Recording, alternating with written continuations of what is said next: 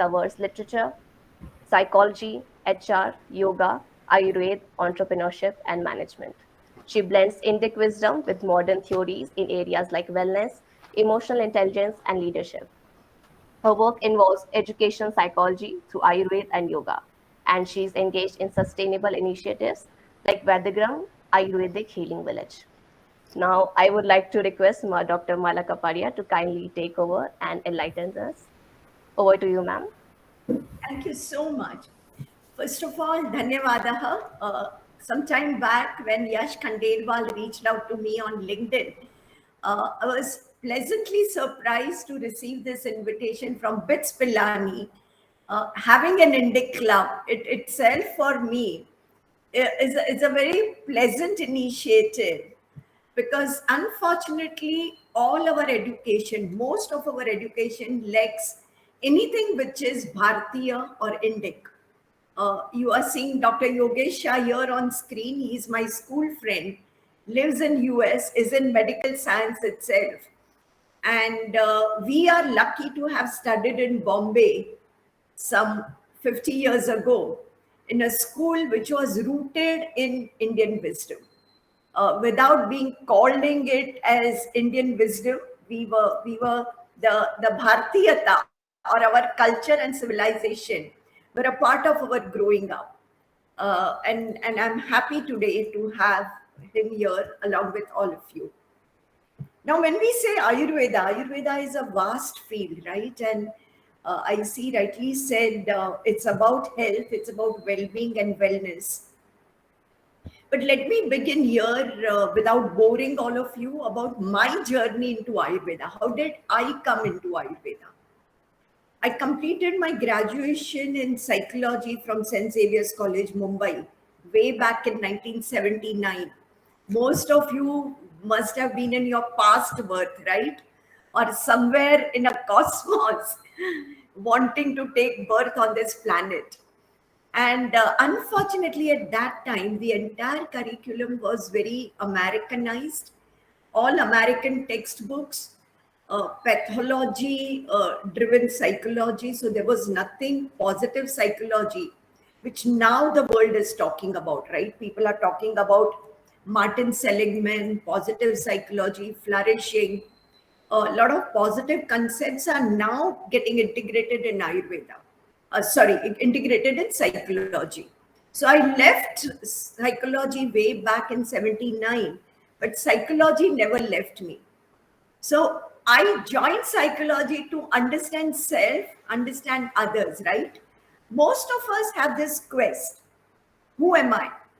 And it need not be a philosophical quest, it can be a very scientific quest, because science and philosophy in India is not different.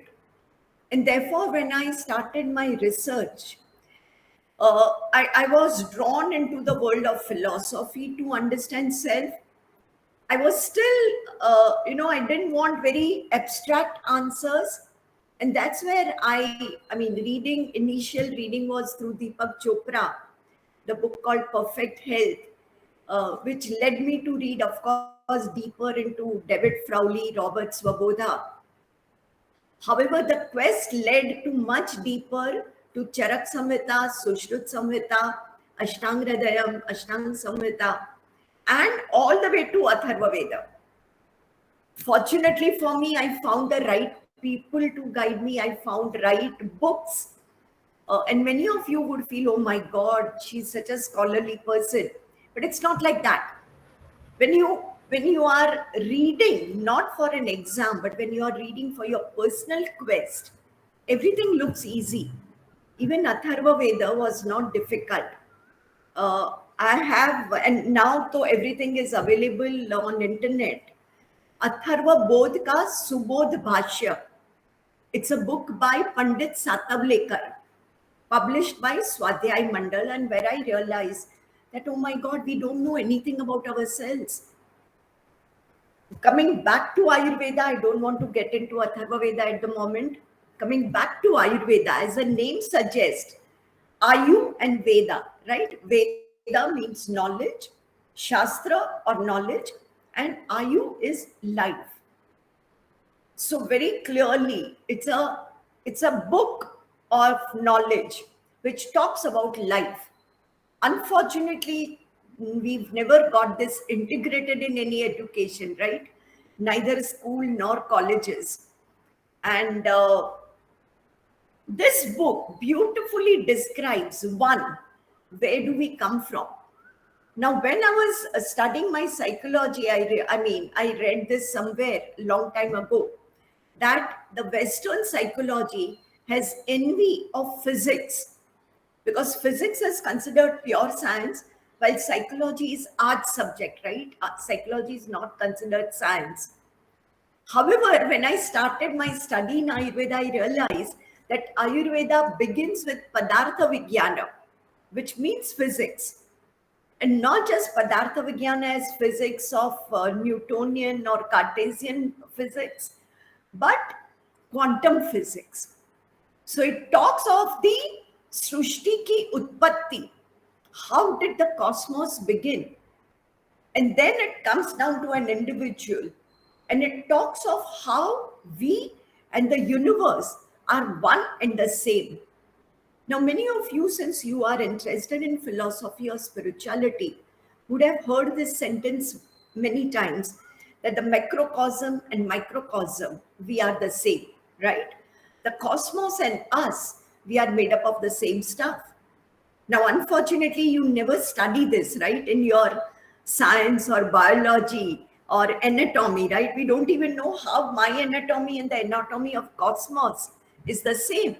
And Ayurveda simplifies it beautifully. The only gap is that it is codified in Sanskrit. And if you have not learned Sanskrit, you will find it difficult to decode. And that's where a lot of commentary of Ayurveda is not the right commentary. So I would encourage all of you to one, learn Sanskrit, not just for Ayurveda, but for life. Because learning Sanskrit, and that's where I think I'm lucky, 4 years in school, I studied Sanskrit. And that Sanskrit, even today, when I read sutras, is helping me to do Sandhi, Samasa, Vicheda, and go to the etymology of each word. Now, why Ayurveda in today's time is very relevant. As I said, it's a Veda or knowledge of Ayu. Now, most of the medical sciences, and that's the unfortunate part, is more about disease or pathology and how to create health. However, even WHO definition of health is far away from the Ayurveda definition of health. Way back, as soon as 2017, when American Psychological Association came up with Health Psychology Journal, in the editorial, they very clearly say, here we'll only talk of physical health. In this journal, we will not talk of mental health. So that Cartesian divide, right, between matter and energy, between body and mind, continues to baffle the medical science in the West. While our rishis, whom I call real scientists, Ayurveda was the first science to describe health as a positive construct. So it's not about a body which is free of disease, but it is about a body, mind, and not just body and mind. It also talks of Atma. So it talks of Sharira, it talks of Manas, it talks of Indriya, the senses which connect the Manas, which is loosely translated as mind, with body. On one side, Sharira. Again, Sharira is not body, and this is the beauty of Sanskrit. Kshirate iti Sharira, which is degenerating every moment, is Sharira. So the definition of Sharira itself says old age is graceful, right? Because you are born and you are growing old. So Sharira is part of life game. So Sharira, Manasa, Indriya. And where does Manas and Indriya get connected with Sharir is Atma. Atma is very loosely translated again as soul and spirit, but it does not really give us the right perspective of what is Atma. Again, Manas in Ayurveda and our Sankhya philosophy is Anu Mana, which is our individual Manas. And what Carl Jung, who was very close to discovering our Indian wisdom, calls collective unconscious is what Ayurveda calls Vibhu Mana. That's fine now, Yogesh. Thank you so much for joining us. So there is Anu Mana, which is my individual mind. You have your individual mind, which has collection of sanskara, which has collection of stories that we have collected over our lifetimes. And why do we collect this? Because we want to experience. So according to Ayurveda, Atma takes birth because Atma wants to experience life. Isn't that beautiful? This gives you the purpose of life. Many of us have struggled with this, right? What is my purpose? There are times when I feel restless. There are times when I feel meaningless in life. And now positive psychology is talking about meaningfulness and purpose, creating happiness. And this is what Ayurveda says. Prasanna, this is the second line, which says, Prasanna Atma Indriya Mana Swastha Ityabhidhiyate. Who is swastha? Who is healthy person? So somebody whose body has a balanced dosha. We are made up of three dosha, and three dosha are made up of Panchamahabhuta. And Panchamahabhuta is what makes up the entire cosmos. So my body, which is made up of three dosha, it is made up of Sapta Dhatu. It is made up of Agni. The way there is outside, there is sun and the solar energy. My body reflection of that Agni within me, which creates constant transformation and metabolism. And then dosha, dhatu, Agni, that alone is not enough. There is Malakriya. Imagine the West is today, the US today is talking about digestive tract and gut health, right? All of you would have heard it. Ayurveda so many years ago talked about gut health as Malakriya, right? So this is the definition where body, manas, the entire body processes, and manas, which is connected with body through indriya and connected with atma, has to be swastha. Again, etymology of swastha, swa, all of you know, self, stha, steady or grounded. So I can be healthy only when I'm grounded in self. Now, in the world of management today, people are talking of meta knowledge.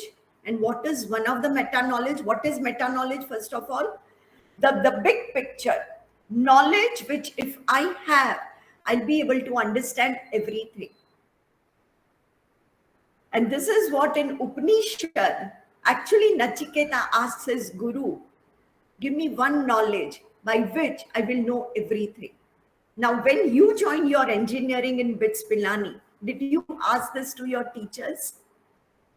That teach us the first principles. The moment we know the first principles, we'll understand everything which you are going to teach us in engineering, right? There has to be some basic foundation, first principles. And Ayurveda's first principle is life. Life is connected with cosmos. It's a game of life which we as Atma want to experience. And therefore we are born. Once we are born, we are bound by the body. However, our internal environment and the external environment are connected. And therefore, from morning to night, the sun cycle and the moon cycle are very important for me to follow. Unfortunately, all of you in engineering colleges, or I've been teaching in management college, do you follow the sun cycle and the moon cycle? Or do you live almost the reverse? How many of you study at night, are awake at night, midnight snacking, and then during the day you catch up with the sleep, right? And that will not really help you become good students. Why? Because it takes you away from health. And health is extremely critical at every phase in life, but especially when you are a student. So, at one level, health is important. At another level, understanding what creates health.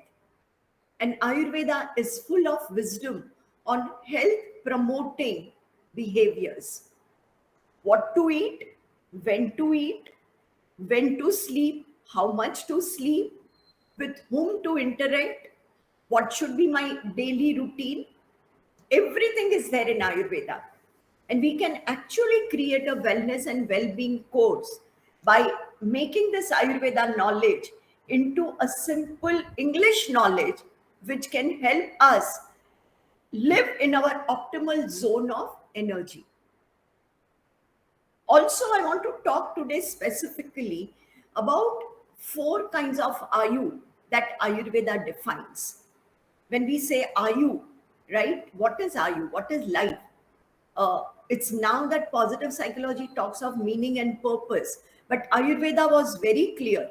We have Ayu. Why? Because we have to follow four Purushartha: Dharma, Artha, Kama, Moksha. And Ayurveda, following Ayurveda, gives us help to follow our four Purushartha. Now, as students, why are you studying engineering? Obviously, because you want a job somewhere, right? You want to get into economics of life. You also would get married, have relationships, and fulfill the Kama part.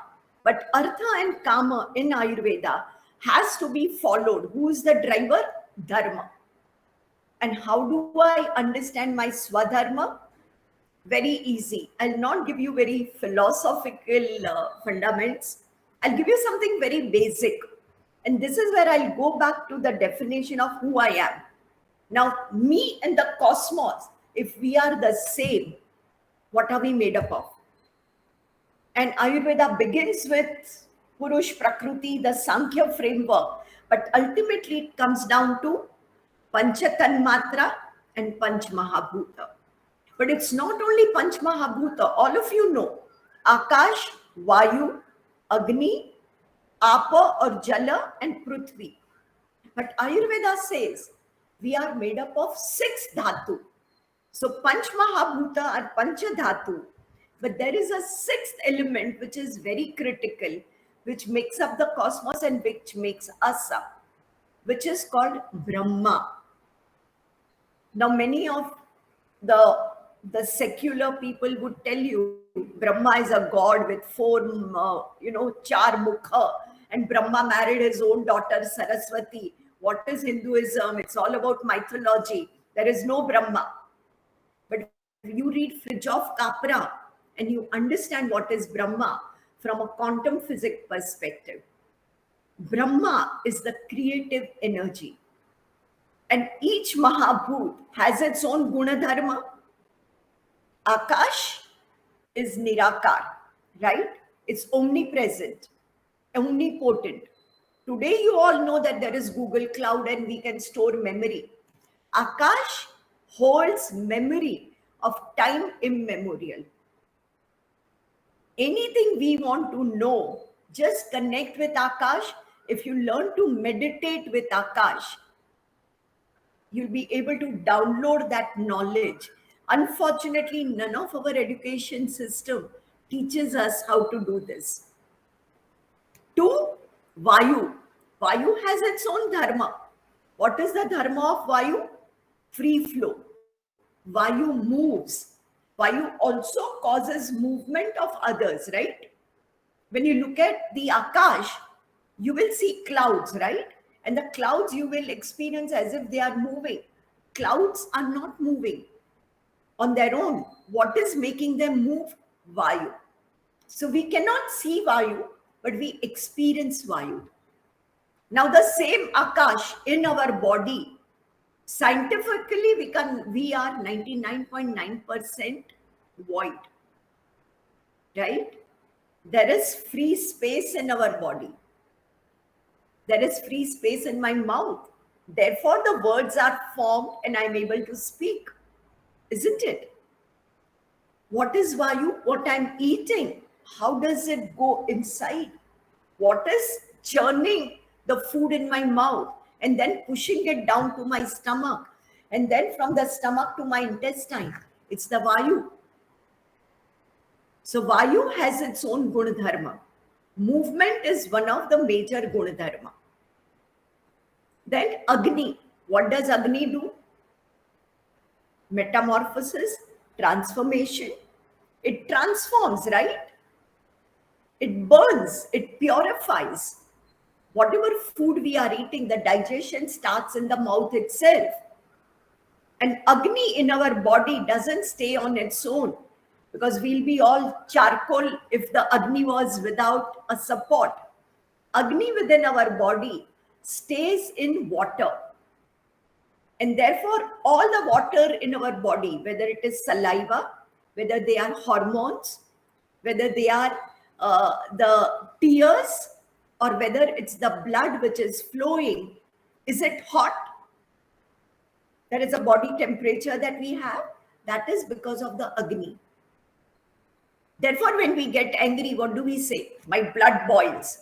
How can blood boil? Blood boils because blood has Agni within it. And heat is a Gunadharma of Agni. Right? Then Apaha. Apa is Sheetal. Jal is Sheetal. Agni's nature is always going upward. Jala always goes down. Vata can go everywhere, right? Vayu can flow in all directions. Agni only goes upward or sideways with Vayu, and Jala goes only downward. Jala is Sheetal. Jala dissolves, right? Jala even helps you bind things together. So whatever we are eating, obviously you realize that our diet has everything together, which also has liquid, right? A dal or a soup, right? Which helps bind the food and helps in the digestion. And then there is Prithvi. Because we are on Prithvi Loka, we are called Parthiva, right? Our body is made up of bones. Most of our body structure which is visible is the Prithvi Tattva. However, each Tattva has its own inner intelligence, and that intelligence is Brahma. And once we understand the Panch Mahabhuta and the Brahma, or the creative energy or the inner intelligence, working on it, we'll understand who we are and what our body is and how to align with the cosmos. And I'll go back to what I was sharing about Ayurveda, talking of 4 kinds of Ayu. Ayurveda says Ayu can be Hita Ayu or Ahita Ayu.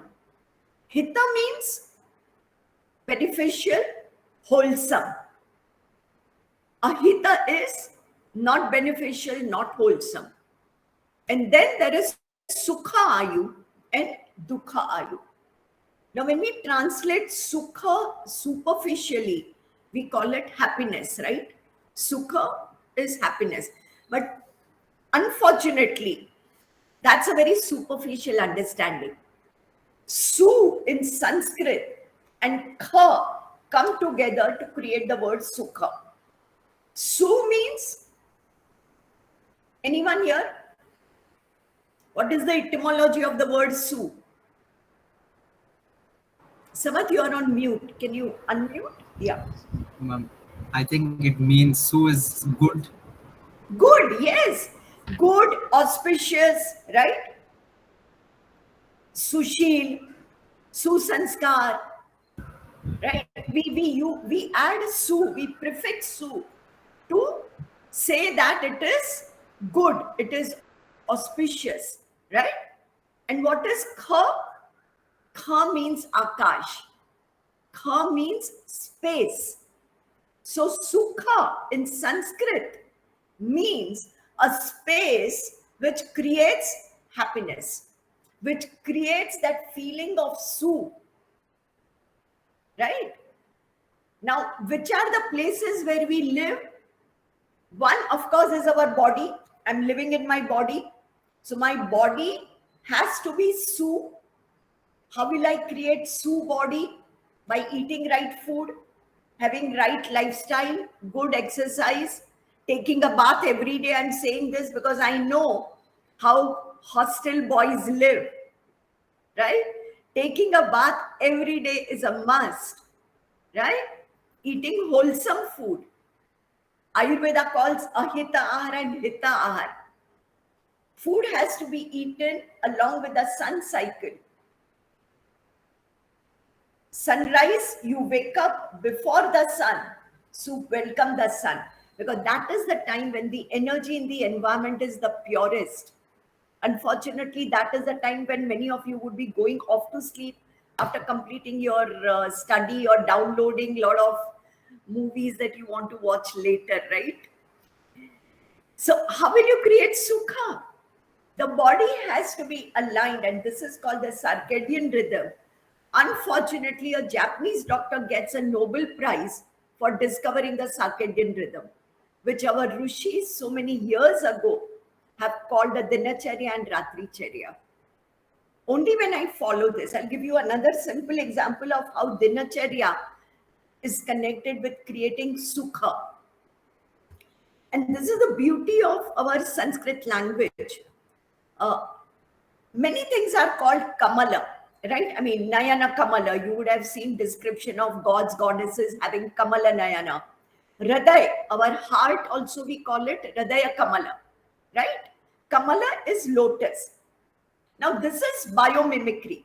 You all being coming from science field, you know what is biomimicry? Scientists are copying nature into what they are doing. So you copy birds to create an aeroplane.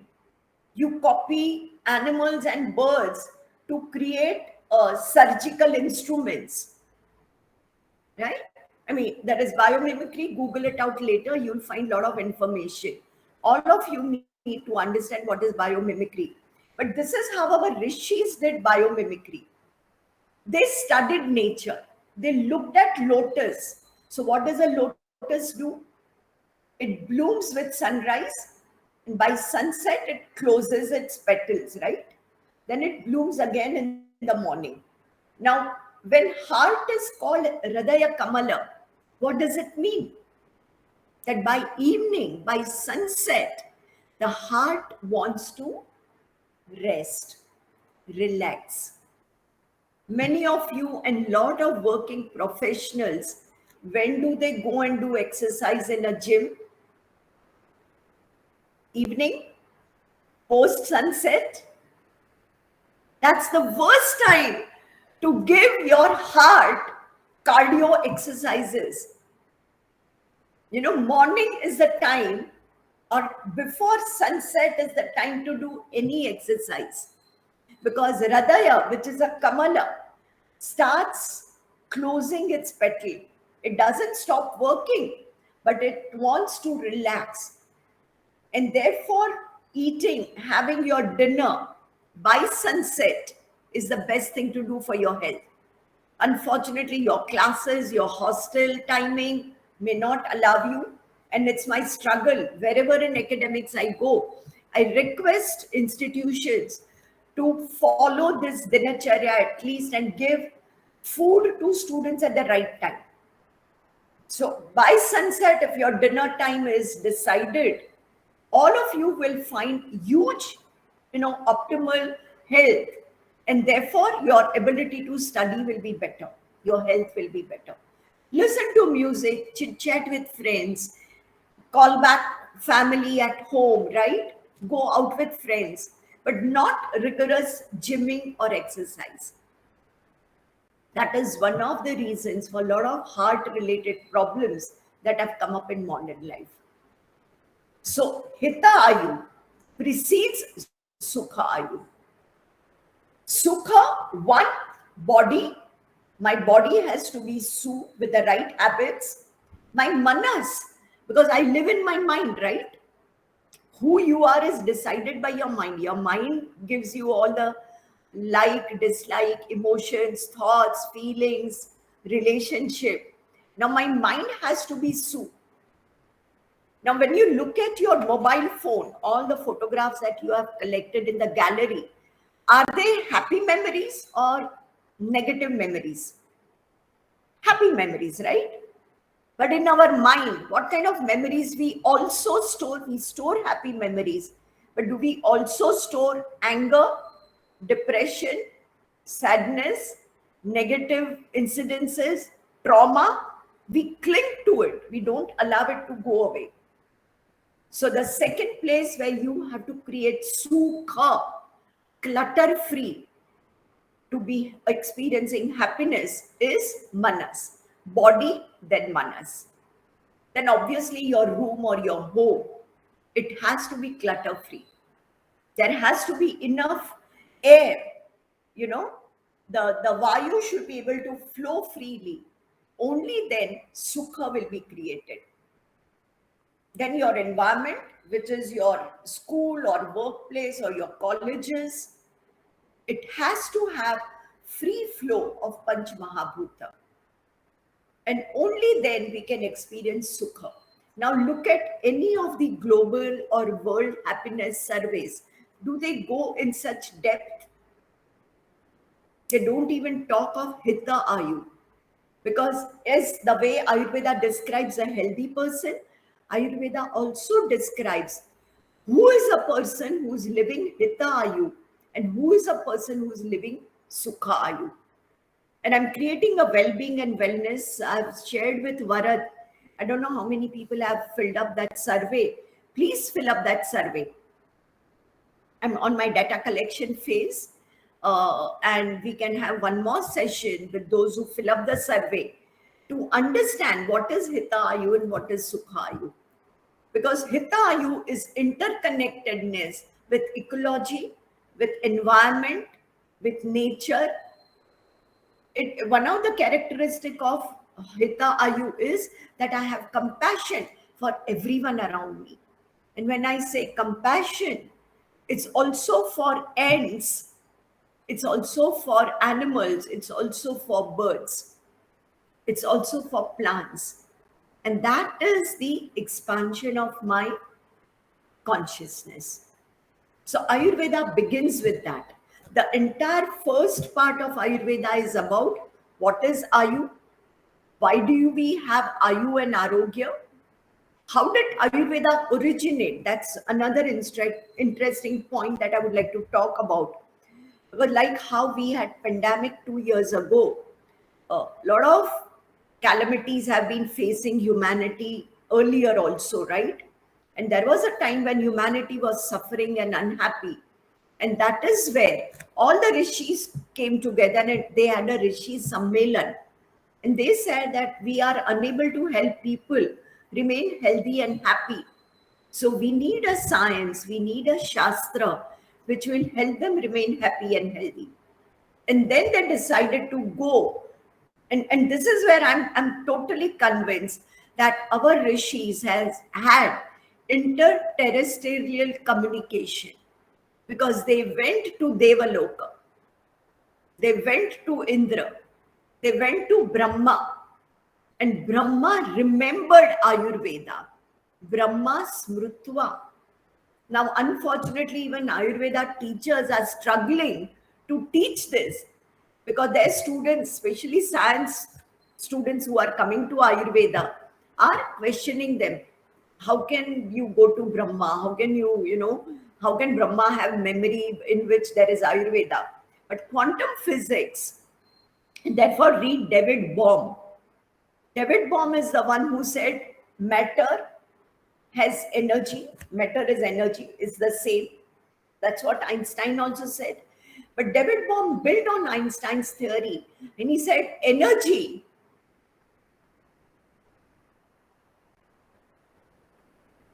Thank you, Vaibhav. matter is energy, but energy has information and energy has intelligence. This is the formula that David Bohm gave. Now, let's connect this to Ayurveda. When you talk of Akasha, when you talk of Brahma, can Brahma have memory? Yes, because if Brahma is energy, then energy inherently has information and intelligence. Isn't this beautiful? Unfortunately, we don't learn Ayurveda in a scientific way. We learn it as a history of Ayurveda, 5 marks in examination, you vomit it and you forget it. I'm happy I did not learn Ayurveda for exam, right? I've learned it to answer questions in my life. And that's where I would love all of you to study whatever you study, not from examination point of view, but from life point of view. How will this knowledge help me in understanding life? How will this knowledge help me live life better? So the purpose of Ayurveda is to help us live Ayu. Now, when you look at again, world over, Ayu, that is age, is increasing. Today, medical science, all the discoveries in the medical science have improved the longevity in life. But is there life in that life? I've been teaching in SPJ in Singapore campus, and my first visit, I had tears in my eyes because people of my grandmother's age are mopping floor in McDonald's. None of us would do that to our grandmothers, right? We'll ask them to sit at home respectfully and say, we'll take care of you. Most developed countries, there are old people, even in Japan, who still have to earn their own living, or they are in old age home. They are all alone. They are at the mercy of caretakers, but their family is not with them. A lot of them have dementia, Alzheimer, Parkinson's, paralysis, and there is no life in their life. So there is longevity without life. And this is where Ayurveda comes handy, because according to Ayurveda, even in Kali Yuga, we accept that we are in Kali Yuga. Even in Kali Yuga, the minimum lifespan human beings can have is 120 years if you follow Ayurveda. Imagine, shouldn't you all aspire to live 120 years? Isn't it? Unfortunately, all of you want to retire by 40, 45 and chill out, and by 60, you want to wind up. That's the sad part of today's generation, because there is no meaning, right? There is no health, there is no happiness. But trust me, you bring Ayurveda in your life the right scientific way, you would all want to live 120 years. Also, I want to talk about the world conspiracy, or the narratives that are being built in the world, thanks to all the happiness survey. And that is what, prompted me to work on Hita Sukha Ayu as a survey. All of you, or many of you, would have read the Global Happiness Survey, which puts India in a very bad light, right? India is even lower than Ukraine, Pakistan, Bangladesh, Sri Lanka, and Nepal. Do you believe that? Do you really think our youth is depressed? And the countries, I'm not going to take the names, but the countries that are in top 5 have very high suicide rates, have a lot of alcoholism problems and drug abuse problems. Why do you think they are still highest on happiness scale in the world map? So there is a problem with the survey. If people are happy, why would they want to commit suicide, right? So there is a problem. And that problem we need to identify by going within, creating our own parameters of what is happiness. India should not become a huge market for antidepressants. Pharmaceutical companies, counselors, psychologists, psychiatrists. The way in America, every fifth person goes to a counselor or a psychiatrist or is on anti-anxiety and living on pills. Do we want that for our India? We don't. And that is where we have our own shastras. This is where we have our own sciences. If we simplify them and adopt them as simple health promoting, happiness promoting habits in our own life, life would change for you. It's like a kaleidoscope. As a kid, all of you would have seen a kaleidoscope, right? It's like a durbin, and you move a little and the entire design inside changes. Life is that easy and life can be that beautiful. I can go on and on about Ayurveda because I teach Ayurveda and there is no end to learning in Ayurveda. But what I would suggest, I can stop here and I can answer your questions if at all anyone here has questions. Thank you, ma'am. It was a delightful session. Ma'am, Thank you, ma'am, for the enlightening talk. Now we move over to the Q&A part of the event. If anyone in the audience has any questions for ma'am, please feel free to drop it in the form in the chat box. Meanwhile, the club too has prepared some insightful questions to interact with you on this topic. I would like Samar to read them for us. Sure. in education, the focus often rests on the emergence of concepts and fields in Europe. The sidelines of development within our own country and its contributions to these disciplines. How can we shift this narrative?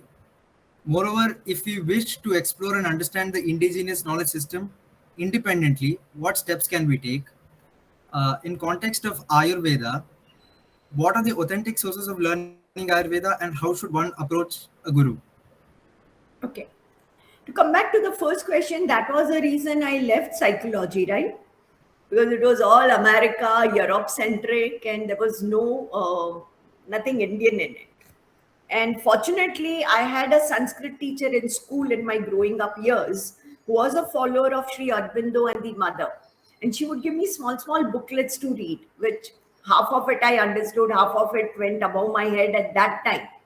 But those were the seeds she was, putting in my heart and my mind to grow. And I realized that all of you are much lucky because of the NEP, the new education policy. There is a lot of demand for integration of Indian wisdom into the current curriculum. In fact, I'm a part of IKS division, which is a part of Ministry of Education. And along with UGC, HRDC, we are training some 1,000 professors and teachers into IKS. So different areas of IKS, how can they take it back with them and integrate in whatever they are teaching? So I'm focusing on Ayurveda and Panch Mahabhuta as pedagogy, and how can teacher of any subject, right? The person could be teaching geography, science, engineering, accounting, anything. How can that person go back to a classroom and use this knowledge of Panchamahabhuta as self-knowledge, understand students also better, right? Like Panchamahabhuta understanding will make me understand what is my teaching style as a teacher. Whatever subject I may be teaching, how do I teach it? And then I realized that, oh, my students can have another Mahabhuta as a dominant in his or her personality. Like, I'll give you one example. Let's say I'm a person with a lot of Akash and Vayu Mahabhut in me, right? So I'm up in the air. I'm very abstract. Maybe I'm philosophical. Maybe I jump from one idea to another. This is exactly what I've done in today's session, right? There was no chronology, there was no PowerPoint, there is no step by step. But as ideas came, and they were all flowing into each other, right? Now, let's look at how is a person who is listening to me or in my classroom, whose Prithvi Tattva dominant is perceiving me. Now, what happens to that Prithvi Tattva dominant person? He or she is slow in grasping, needs something very tangible. So, if there was a PPT also, that person would have been more confident that, oh, I've learned something, right? Also, if I give a handout or a reading material at the end of the class, that person will be more confident, right? By the time the person grasps and has a question, I have moved away. So that person feels lost, and I've lost that person from my full session. Now, once I understand this, what do? I start changing my teaching style in a classroom. So this is one way of actual practical application of IKS, because IKS can be knowledge, what was in engineering in ancient Bharat. You can learn it as a content. You can also learn it as a Jivana Darshana. When I say Jivan Darshana is a worldview, how do I look at the world, right? The Western view of nature is to look at nature as a resource. Nature is for us to use. So now there are environmental awareness, climate change awareness only because the resources are getting depleted. We are not worried about nature. And this is what Satish Kumar calls deep ecology. When I really care for nature, because I understand that me and nature are one and the same, then I have a real concern. Otherwise, if I'm looking at nature as a resource, so IKS is also your Jivan Drashti or your worldview. And then IKS can also become your way of life. So I'm not just teaching Ayurveda, or I'm not just teaching IKS subjects, but I'm also practicing it in my life. So did that answer your first question? Yeah. Going to gurus, fortunately for you, thanks to online courses or taking a break in your study, right? Now, all of you, thanks to NEP, have this possibility to take a gap year, jump from here to there, integrate various courses and still get credits for that, right? So the education system is opening up. Unfortunately for me, when I was studying, I had taken arts subject in school level. So I could only go to art stream. I could never go to science stream. For all of you now, that is opening up. Sorry, did I answer all your questions or I missed something in my flow?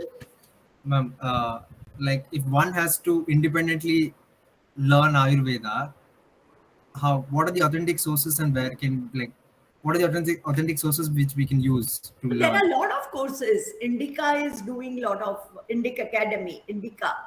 They are offering a lot of short courses in Ayurveda. And they are very genuine and authentic. Indic Academy is one. Brihat is doing a lot of courses. Brihat is based out of Hyderabad. But they are offering short courses in civilization. They are also going to offer courses in Ayurveda. Then Indus Academy in Ahmedabad. Indus Academy also has a lot of online courses from where you can learn Ayurveda. Okay, ma'am. Moving on to the next question.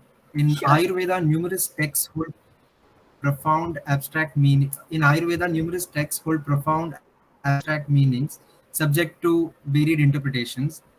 Revealing the author's true intent involves considering historical context, cultural nuances, and philosophical foundations. For instance, the concept of Agni as the body's transformative fire can signify not only digestion, but also the brighter vitality that fuels overall well being. How can we make sure that we are interpreting what we're reading in the right way? Okay. For this, I would say your own sadhana is important. See, unfortunately, in today's education, what has happened? There are 2 or 3 ways you learn, right? Either you are doing an online course or you are going to a classroom, you are reading your textbook, and you think that that is knowledge. But when you look at Ayurveda, and this is my personal experience because I'm like, I call myself an Ekalavya of Ayurveda, I found various gurus at different phases in life, but my initial journey was all alone, opening up Charak Samhita and keep on reading it, rereading it. Okay. Knowing Sanskrit will help you in Ayurveda, right? Because I have even spoken to a lot of some of the authors where I disagree with their interpretation. And I told them that my intuition, and this is where developing your own intuition is important. When you read something, we can read it as a superficial level of, Vaikhari, right? Vaikhari Vani. But the moment you go deeper, the moment you meditate on those sutras, right? You read some sutras and just meditate. That's where connecting with Akash helps, right? The meaning will dawn to you,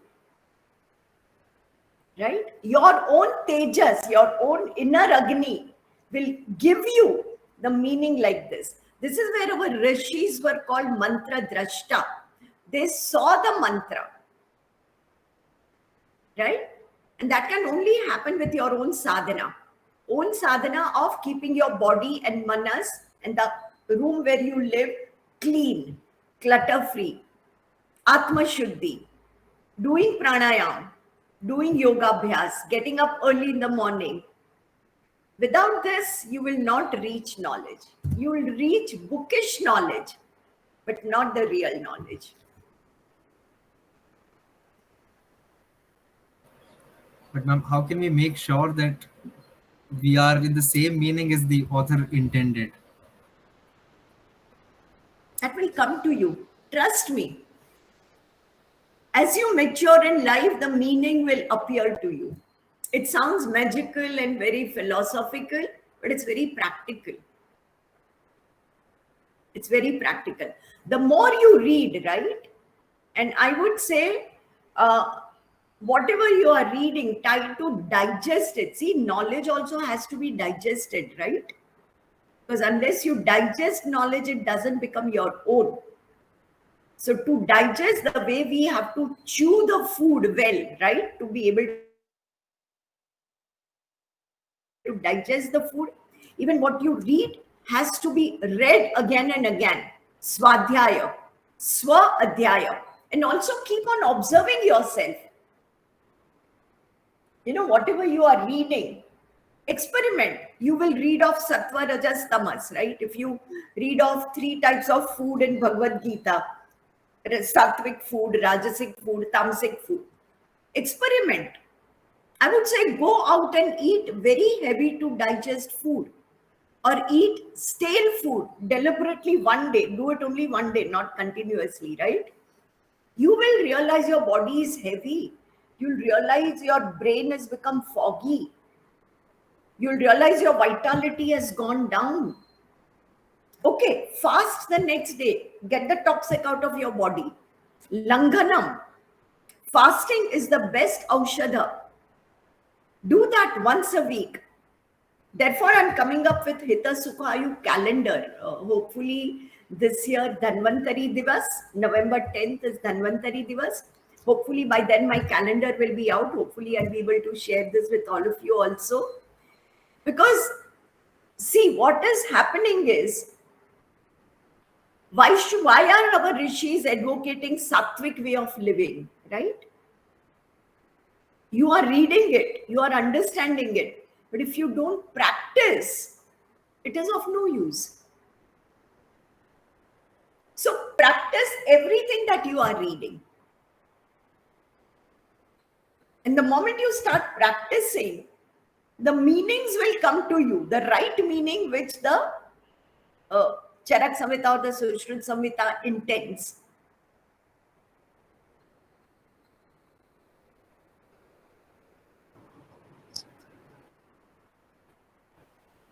The next question is from the audience, Utangcha. In your reading of our scriptures, have you come across real life examples from ancient Bharat that showcase the methodologies involved in steps like diagnosis, treatment, and cure? Absolutely. They are very well written down in all the Samhitas, right? How to do diagnosis. Ayurveda has its own way, methods of doing diagnosis. Unfortunately, what has happened is today we look at evidence or pramana only from the Western perspective. So we only think that, oh, pathological reports or X-rays or ECG are the only way of diagnosis, right? Now, just today, I was with one of my neighbors here in Vaidyagrama, Dr. Ramaprasad. He lived in Australia for more than 22, 25 years, and he's here on a sabbatical. And he's an expert on tongue diagnosis. Now, only looking at your tongue, I could never believe that he could diagnose so much about my health, which even a pathological report, even if I had gone for an executive package paying 25,000 to a pathological lab, would not have been able to catch. Some Vaidyas are expert Nadi Vaidyas. So just with your Nadi, and these examples are given. Even a lot of Vaidyas, of course, the documentation is all scattered, but even a lot of good Vaidyas in ancient times have written down their experiences. So it's there what treatment was done, what diagnosis, then what treatment, and what was the result.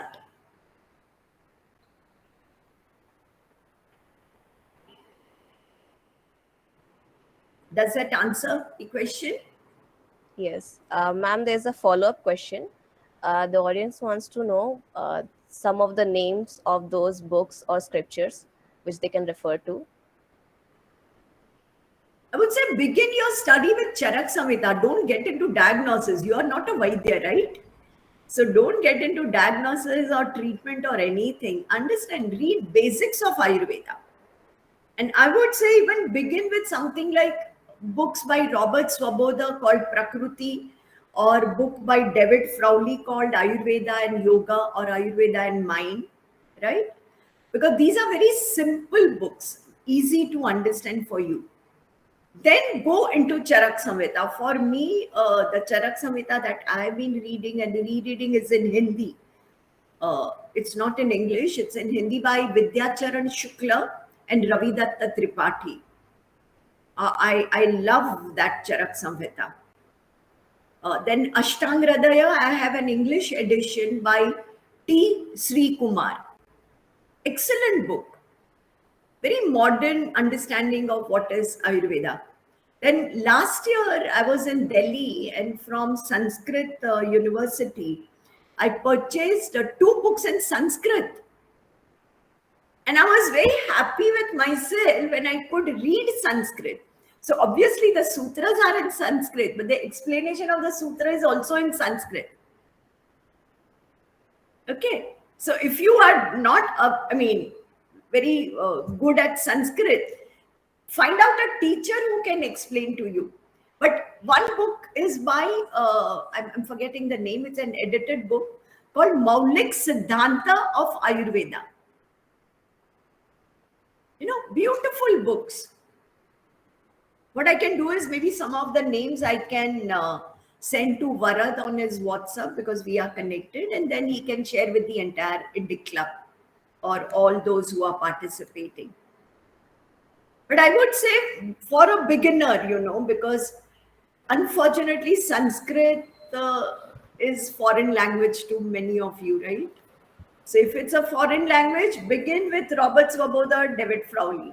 Then go deeper.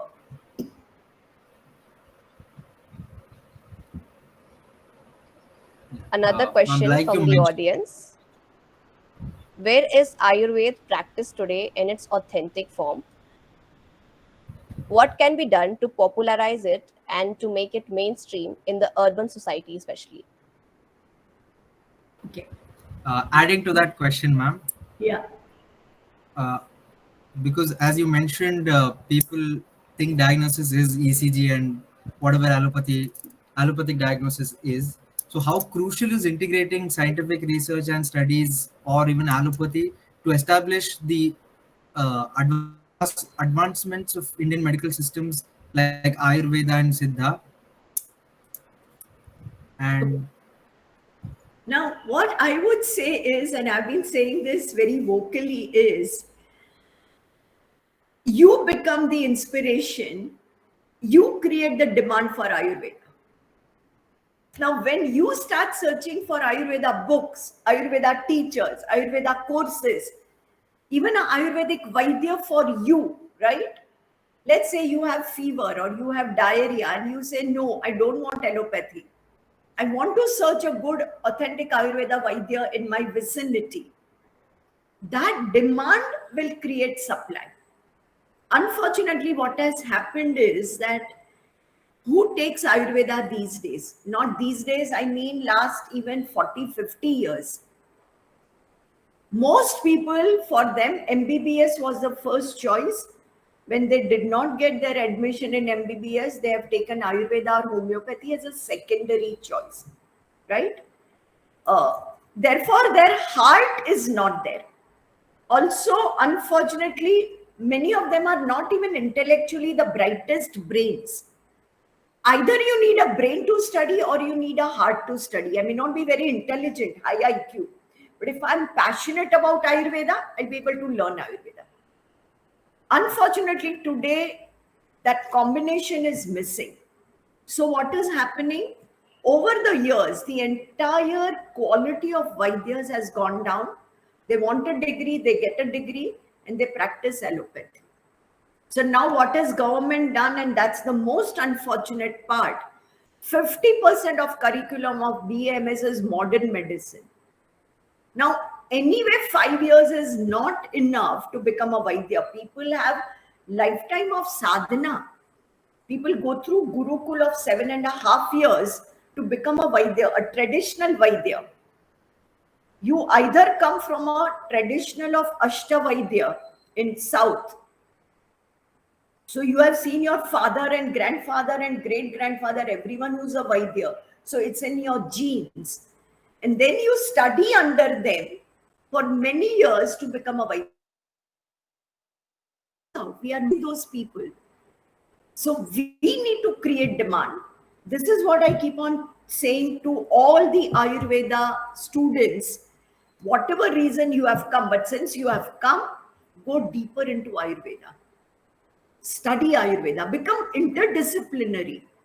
Like I studied psychoneuroimmunology to understand psychology.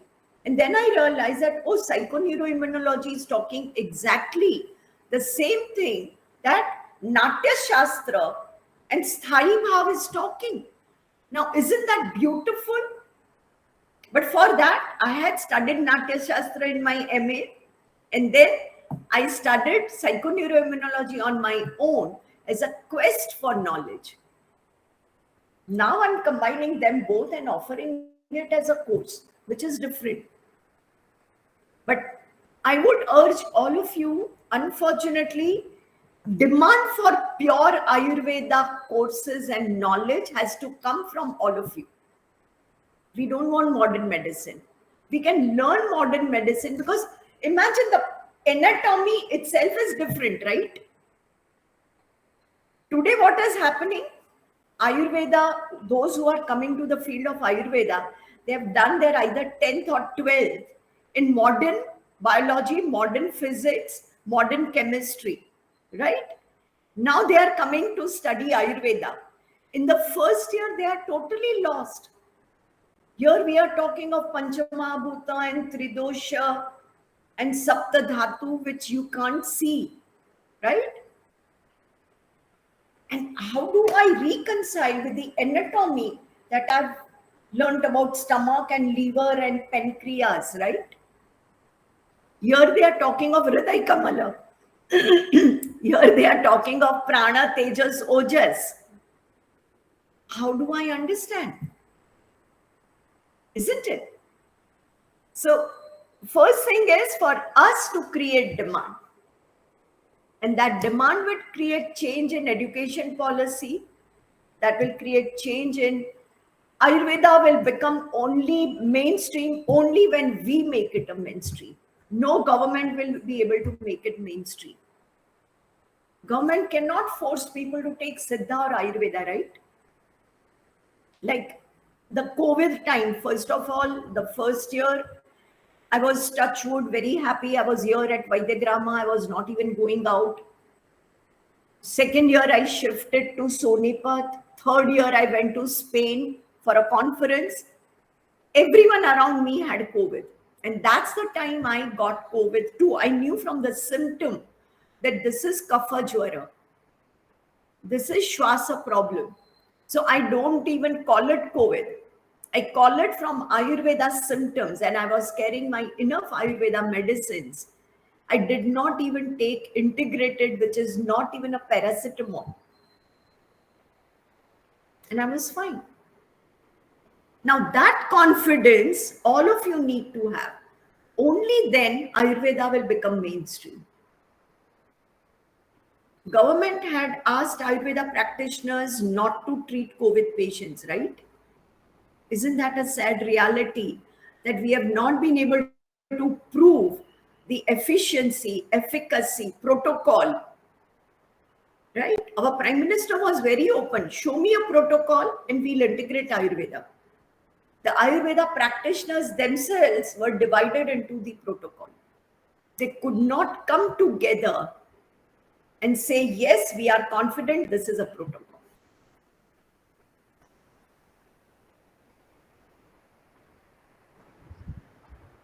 Another question from the On your shoulders. audience. Yeah, sorry, I see you were saying something.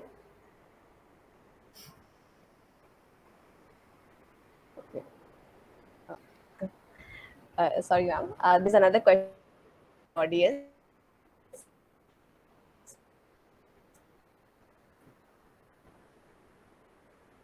I'm unable to hear you. Her network has an issue, I think.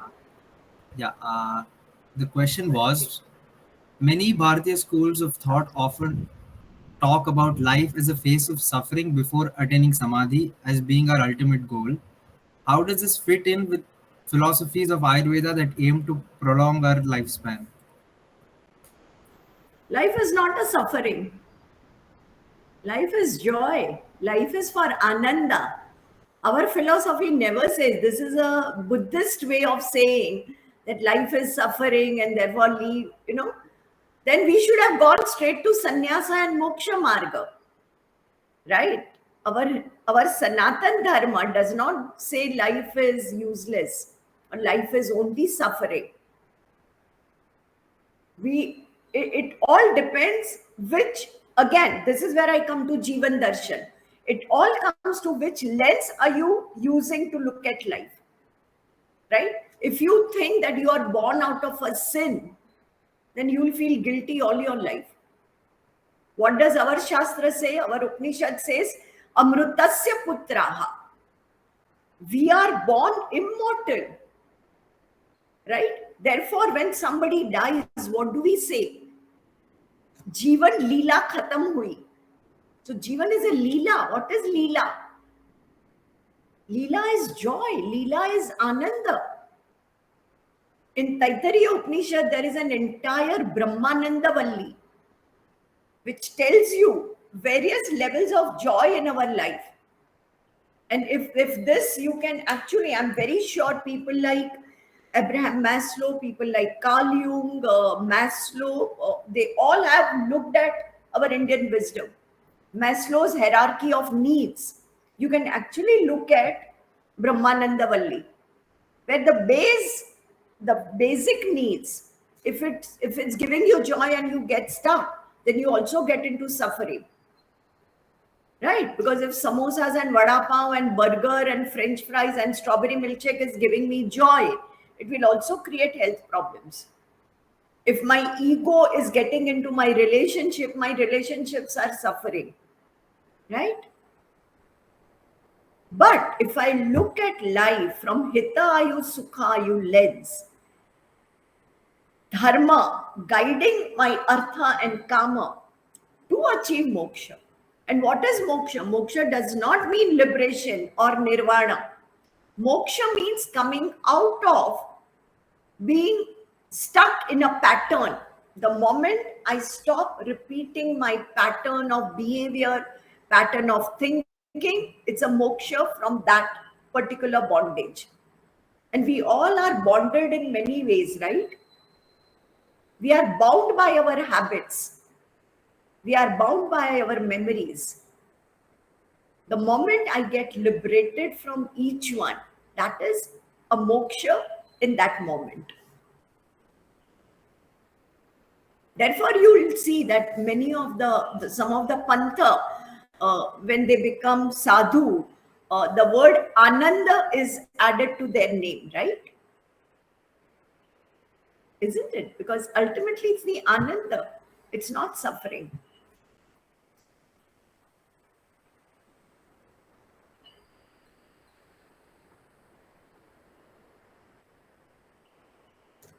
Any other question? Uh, yeah. The system of peer review is a critical component of research and discovery in any science. Given the self identifying nature of knowledge in Ayurveda, what system of review and research exists in order to eliminate bias and misunderstanding in its practice? Okay. First of all, there are a lot of journals, very good journals in Ayurveda as well, of international standards, and a lot of papers you can read in Ayurveda also. Okay, even ResearchGate and Academia EDU also has Ayurveda related papers, and even Ayurvedic journals have Ayurveda related papers. One of the books published by Palgrave on Indian management has my own chapter on well-being from Ayurveda.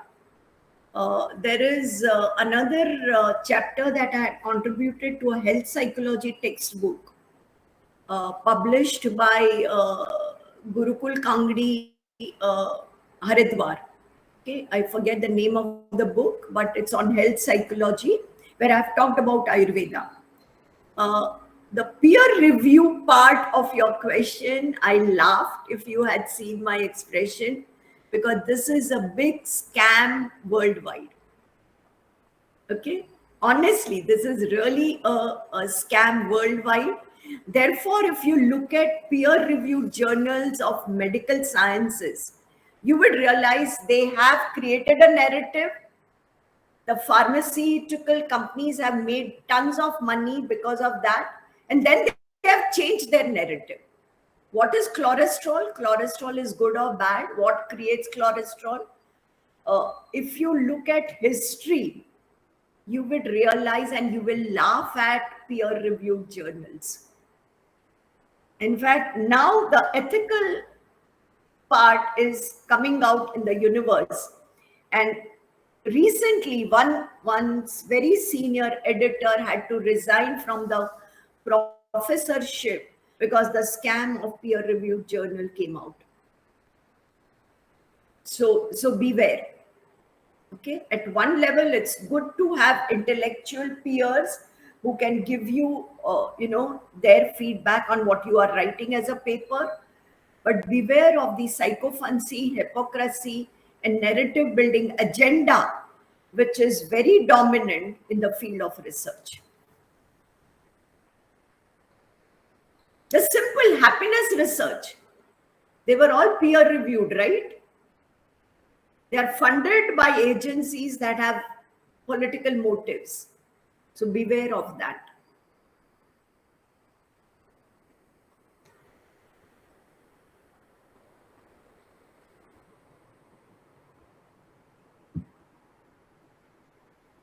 I guess those were the last questions. Thank you. So that's the end of the Q&A and the talk. Thank you, ma'am, for giving us your valuable time. We loved listening to you, Project and I in believe between all was of us are left more inspired and more knowledgeable Thank than you. before.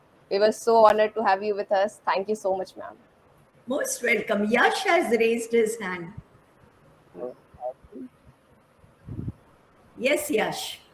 am I audible? Hello? Am I audible? Yeah, you are audible. Right. Okay. I'm really grateful, ma'am, that you actually ended up giving a talk finally, and also very happy that you still remember it was about a year ago I actually connected with you in the initial stages of our club. Um, So, like another comment I would like to give is that you actually know quite well of our lifestyle here at our campus, and like how we go about things. So you gave very practical examples on how we can, integrate Ayurveda and in general well-being of our in our lives. So that made it very easy to understand everything. So that was one thing which was really nice in this talk. And also, like, one other comment I wanted to make regarding the actually wanted to add to what you said regarding finding the legitimacy of some um, resources, or like how to learn things. So there's this three threefold process of shramana, manana, and nididhyasana. Nididhyasa. Yeah. So it's basically what you said about, first keeping our eyes and ears open for authentic knowledge, and then, introspecting in ourselves about if it's like on like analyzing it basically and experimenting with it, and then finally meditating over it. So just basically what you said, but it's like a proper formal process. So which a lot of us don't give a chance to the different epistemology which Indian knowledge systems have. Uh, because we have come from a very scientific and, Western kind of educational background. So that No, is all. yes, thank you. I'm so happy you are mentioning Shravan Manan Nididhyasa. I was staying away from very Sanskritized talk today, as you realize, But of course, like there is Panchamahabhuta, there is Panchakosha, right? Annamay Kosha, Pranamay Kosha, Manomay Kosha, Vigyanmay Kosha, and Anandamay Kosha. So, I mean, I've been trying to connect this and not replace Bloom's taxonomy, but all of you are so exposed to Bloom's taxonomy, right? I mean, whenever you receive a course outline, you will see Bloom's taxonomy. In your mind, or I would encourage your Indic club to look at everything from also an Indic framework, right? So Bloom's taxonomy, how do we create Panchakosha taxonomy, right? What can be done at Annamaya? Let's say Ayurveda itself, my today's talk, simple. What can you do at Annamaya Kosha level? What will you change or integrate in your life or continue doing in your life, which is beneficial, hita, and is creating sukha? At Pranamaya Kosha, how will you breathe better? How will you make sure your prana is full, right? It is giving you the optimal energy. At Manomaya Kosha, how will you make sure you are peaceful and calm? You are more in a sattvic mode rather than rajasic or tamasic. At Vigyanmaya Kosha, of course, knowledge, you are there in an educational institution, but how do you become more aware of how knowledge is created also from within, not just from outside lectures or books? And then Anandamaya, ultimately, you have to experience Ananda. For me, if I'm not experiencing Ananda, I should not be indulging in those activities. And that is the kind of, churning that if you can do in your own life, life would really be hitayu and sukhayu. And thank you for your patience. I know you have waited almost a year, right, to get me, but I was in transition, and then I just completed last week a 3-day conference where I was a chairperson, Ayurveda Conversations, where we revived the old Vada parampara, which is, debates. All colleges have debates, right? But there is a scientific way laid down in Ayurveda how to get into a debate, how to do a debate, the do's and don'ts and why and what of debate. So we followed that for 3 days, Tadvidya Sambhasha. So there is lots on your shoulders, the younger generation, to take it forward now. Dhanyavadaha. Thank you, ma'am. Just as Ayurveda seeks to harmonize mind, body, and Atma, your thought provoking ideas have harmonized with our quest for knowledge. As we depart, let us carry forward her unique viewpoints, continuing to explore Ayurveda with open minds and inspired hearts. We would like to thank Dr. Kapadia for being part of this wonderful evening. Thank you, everyone, for being a wonderful audience. Thank you.